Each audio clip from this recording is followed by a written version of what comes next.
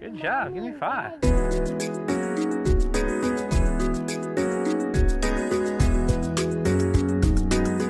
Whether you're going out fishing for the day, on a 10-day expedition, or just down to the ball field for the afternoon, there's some tips that you can use to keep the contents of your cooler colder longer.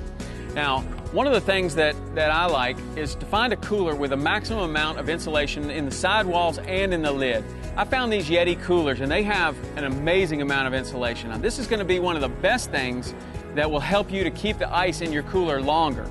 But no matter what kind of cooler you have, one of the first things that you need to do is think about where you're storing your cooler and how you prepare it before you even get out and go fishing. A lot of people will store their cooler out in the hot sun, and that's fine, but you have to realize that the lid and the side walls are hot. They're as hot as the outside air. So what you want to do is begin by cooling the cooler down, and you can do that. That's as easy as just throwing a sacrificial bag of ice in the cooler and letting that melt and cooling down the side walls and lid.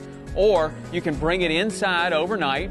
What the pros will do on a big trip, like a 10-day expedition, is actually take the cooler into the deep freeze, a walk-in freeze if that's available, and we'll cool the cooler down all the way down to freezing temperatures. Now, once you've got your cooler prepared, whether you've cooled it down with a bag of ice or brought it into the air conditioning or in the deep freeze, the second thing that you want to do is to think about what you're going to put in it.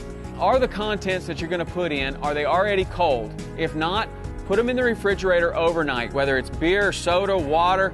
If you put a hot 6-pack of soda in your cooler and throw a bag of ice on top of it, it's going to take the energy from that whole bag of ice to cool that down to where the temperature that you're going to want it. So if you can begin with the cooler contents cold, that's going to be a huge advantage.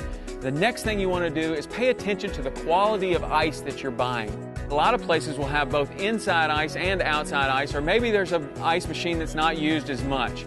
Look around, open it up, find a nice bag of ice where the ice is in a good shape and dry. That ice is much, much colder. Buy that ice and pack your cooler with that ice. So once you've got your cooler cold, your contents cold, and you've filled it up, you want to make sure that you eliminate as much airspace in the cooler as possible. So fill it up with ice, fill it up with more contents, fill it up with whatever you can, and eliminate all dead airspace in the cooler.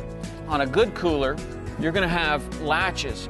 I also like a cooler that's got a gasket. I also keep the drain plug closed, and I don't drain the water out. As you open the drain plug, that's allowing warm air into the cooler. So these are extreme tips from the pros about how to keep your cooler colder longer. But I can promise you that if you use them like I've told you, you're going to be able to extend the life of your ice in the cooler 2 to 3 times beyond what you're currently doing if you're not using these tips.